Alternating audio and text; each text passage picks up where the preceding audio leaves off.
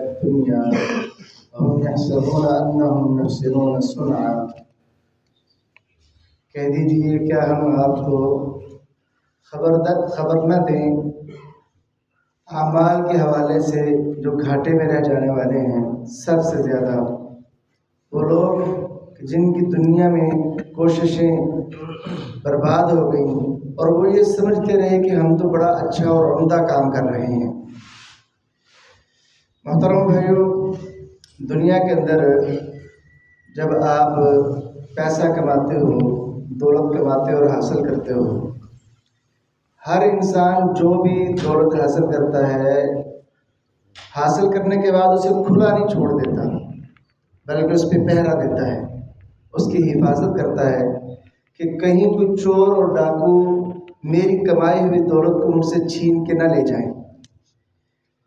اسی طرح بالکل یہ اعمال بھی اللہ کی بڑی عطا ہے انسان پر. یہ دولت ہے بھائی، یہ نمازیں، یہ روزہ، یہ زکوٰۃ، یہ صدقہ، یہ اللہ تعالیٰ کی طرف سے عطا کرتا ہے، ایک دولت ہے. جس طرح ہم دنیاوی دولت کی حفاظت کرتے ہیں، اسی طرح ان اعمال کی بھی حفاظت کی ضرورت ہے.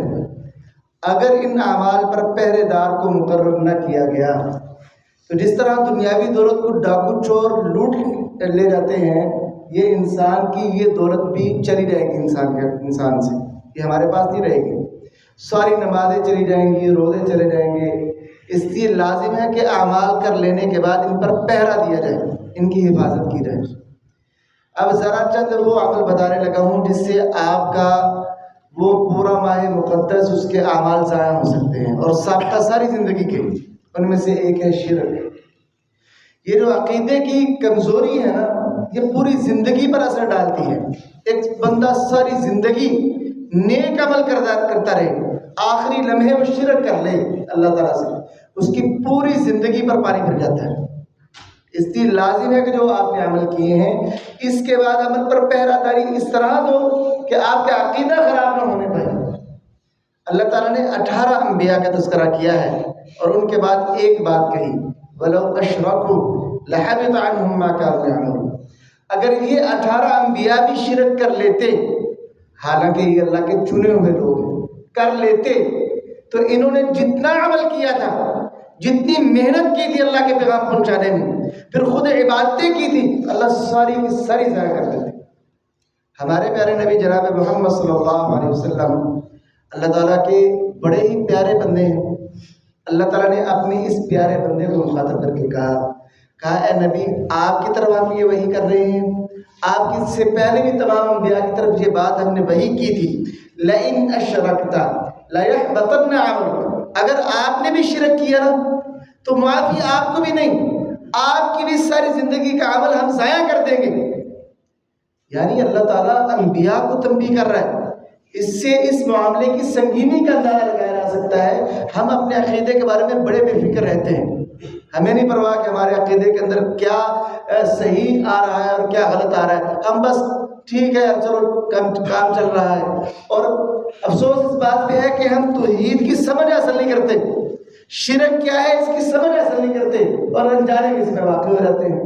اس لیے محترم بھائیو، اگر آپ چاہتے ہو کہ آپ کے عمل محفوظ رہے، شرک کی سمجھ حاصل کرو، توحید کی سمجھ حاصل کرو تاکہ آپ اپنے اعمال پر پہرا دے سکو.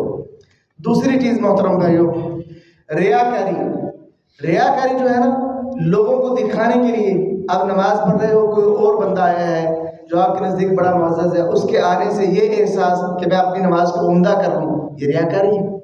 اس طرح صدقہ دیتے ہوئے خاص طور پر دل میں یہ چاہت رکھنا کہ یار اس صدقے کے نتیجے میں میری واہ واہ ہو، میری تصویریں بنے، لوگ میرے صدقے کو دیکھیں.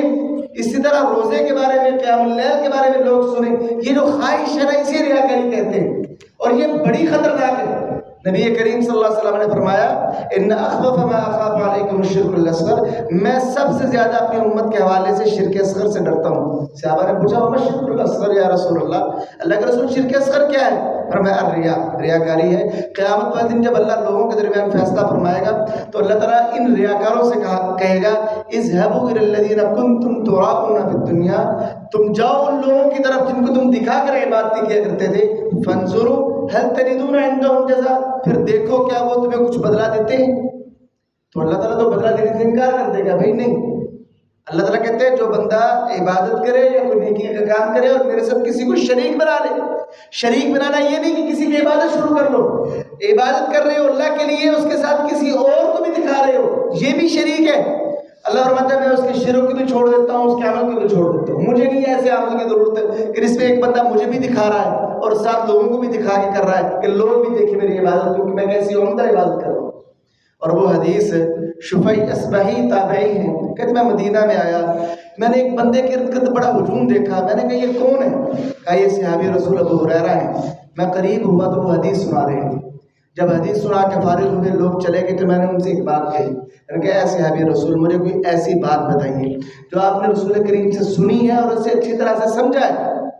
حضرت ابو ہریرہ کچھ سوچا، پھر کہا ہاں میں تمہیں ایک ایسی بات بتاؤں گا. پھر چیخ ماری اور بے ہوش ہو گئے. پھر دوبارہ کچھ ہوش آیا، کہا ہاں شفیع میں تمہیں ایک ایسی بات بتاؤں گا جو اس اللہ کے گھر میں مجھے رسول کریم نے یہ بات بتائی تھی اور میرے علاوہ کوئی تیسرا نہیں تھا.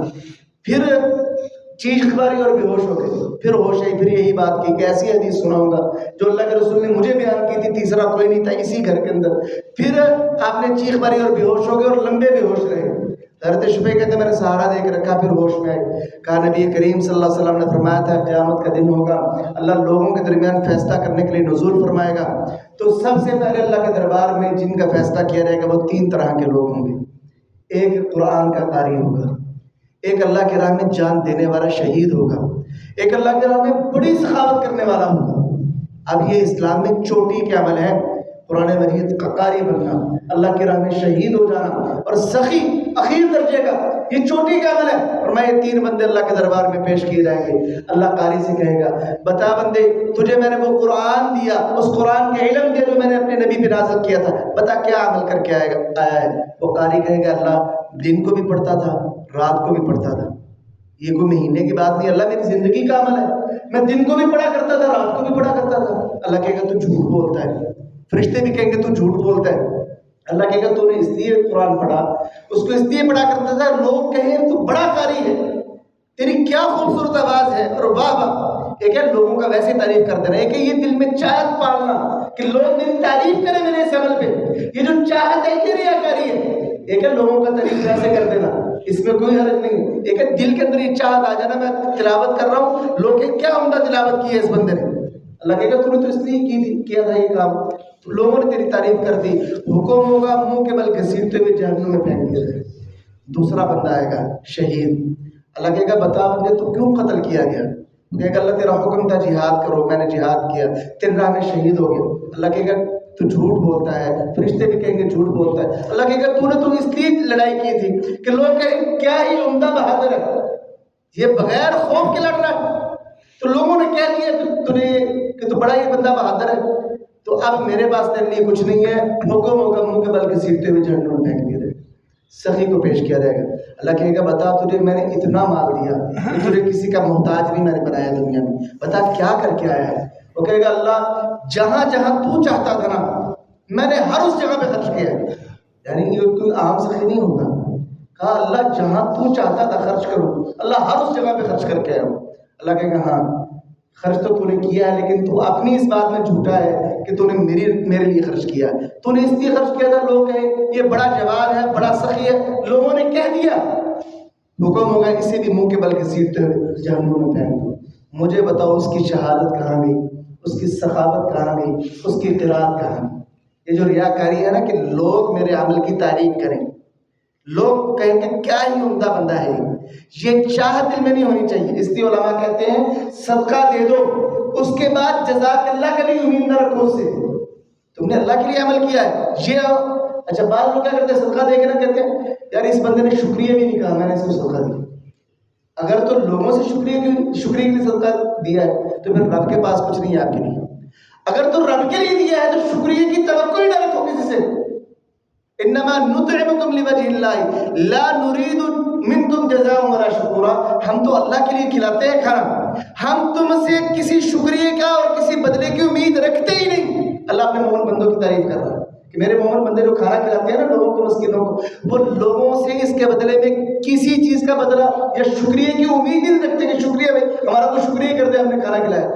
جب نیکی کرو تو اس طرح کرو کہ لوگوں سے ٹکے کی امید نہ رکھو، صرف رب العالمین کے لیے کرو کہ میں رب سے چاہتا ہوں، لوگوں سے مجھے چاہیے نہیں۔ ہاں اگر لوگ ویسے کرتے تو الگ بات، آپ کے دل میں یہ چاہتے ہونی چاہیے۔ تو ریاکاری بھائی، ریاکاری سے اپنے آپ کو بچاؤ، یہ عمل کو کھا جاتی ہے۔ پھر صدقہ دینے کے بعد نہ احسان نہ جتلایا کرو، یا ایھا الذین آمنوا لا تبطلوا صدقاتکم بالمن والأذی، اے ایمان والو اپنے صدقات کو احسان جتا کر اور تکلیف دے کر ضائع مت کرو۔ صدقہ دے دیا ہے نا، بھول جاؤ اس کو، اب احسان نہ جتلاؤ۔ میں نے تجھ پر فلاں وقت یہ احسان کیا، تیرے پاس پیسے نہیں تھے میں نے تجھے پیسے دیے، لباس نہیں تھا میں نے لباس دیا، تو بھوکا تھا تیرے گھر کا راشن میں نے دیا، آج تو میرے ساتھ یہ کر رہا ہے۔ یہ جو احسان جتلانا ہے نا، اسلام کے اندر اس کی اجازت نہیں۔ احسان جتلانے کے بعد بندے کا وہ صدقے کا اجر ضائع ہو جاتا ہے، اس کے پلے کچھ نہیں رہتا۔ رمضان میں آپ نے بڑے صدقات کیے ہیں، بھول جائیے انہیں۔ لوگوں پر احسان نہ جتلائیے اگر اللہ سے اجر کی امید رکھتے ہو۔ اسی طرح محترم بھائیوں، یہ آپ نے جو عمل کیے ہیں، اب اپنی تنہائیوں کا بڑا خیال رکھنا ہے۔ آخری انشاءاللہ بات، تنہائیاں اپنی بڑی محفوظ اور پاک رکھنی ہیں۔ دن کو عمل کرنے والا، رات کو عمل کرنے والا بندہ، رات کو قیام اللیل کرنے والا بندہ، اگر اس کی تنہائی کے اندر ناپاکی آ گئی نا، اور اس نے اس تنہائی کے اندر اللہ کا ڈر اس کے دل سے چلا گیا، اس کے عمل ضائع ہو جائیں گے۔ نبی کریم صلی اللہ علیہ وسلم نے فرمایا، حضرت صوبانی سے حدیث کے راوی ہیں، لَأَعْلَمَنَّ أَقْوَامًا مِّنْ أُمَّتِي يَأْتُونَ يَوْمَ الْقِيَامَةِ، میں ایسے لوگوں کو جانتا ہوں جو قیامت والے دن آئیں گے، بِأَمْثَالِ جِبَالِ تِہَامَةَ غِيظَا، تہامہ پہاڑوں کی مانند چمکدار نیکیاں لے کے آئیں گے، بڑی نیکیاں لے کے آئیں گے، پہاڑوں کی مانند نیکیاں لے کے آئیں گے۔ فَيَجْعَلُهُ اللَّهُ عَزَّ وَجَلَّ هَبَاءً مَنْثُورًا، اللہ ان نیکیوں کو ذرات کی مانند اڑا کے رکھ دے گا، کوئی حیثیت اور کوئی مول ڈالے گی نہیں اللہ ان نیکیوں کو، اللہ کے ہاں ان نیکیوں کی کوئی حیثیت نہیں ہوگی۔ حضرت صوبان کہنے لگے، یا رسول اللہ صفہم لنا جلہم لنا اللہ نکون منہم ونحن لا نعلم، اللہ کے رسول ان لوگوں کی صفت بیان کر دیجئے، وہ کون سے لوگ ہوں گے جو اتنی بڑی نیکیاں لے کے آئیں گے لیکن اللہ کے ہاں ان کی نیکیوں کی کوئی حیثیت اور قدر نہیں ہوگی، ہمیں ان لوگوں کی صفات بیان کر دیجئے۔ آپ نے فرمایا ہاں بیان کرتا ہوں، اما انہم اخوانکم، وہ تمہارے بھائی ہوں گے، ومن جلدتکم، تمہارے قوم قبیلے سے ہوں گے، ویأخذون من اللیل کما تأخذون، اور راتوں کا قیام ویسے کریں گے جیسے تم کرتے ہو، وَلَكِنَّهُمْ إِذَا خَلَوْا بِمَحَارِمِ اللَّهِ انْتَهَكُوهَا، لیکن جب وہ تنہائی میں ہوں گے نا، اللہ کی حرام کردہ چیزوں کے مرتکب ہوں گے، اللہ کا ڈر نہیں ہوگا انہیں تنہائیوں میں، اس وجہ سے اللہ ان کی پہاڑوں کے مانند نیکیاں، جو روشن نیکیاں ہوں گی، بڑی عمدہ نیکیاں ہوں گی، اللہ انہیں ذرات کے مانند اڑا کے رکھ دے گا، ان کی کوئی حیثیت نہیں ہوگی اللہ کے دربار۔ رمضان آپ نے گزارا ہے، یہ تربیت اور تقوی کا درس دیتا ہے۔ تقوی کا مطلب ہے اللہ سے ڈرنا، تنہائی میں بھی اور لوگوں کے سامنے بھی۔ اس لیے آپ نے جو عمل کی ہے ان پہ پہرا دیجیے، ان کو ضائع مت ہونے دیجیے۔ اللہ تعالیٰ ہمیں اپنے اعمال کی حفاظت کی توفیق عطا فرمائے۔ ما علیہ الا البلاغ۔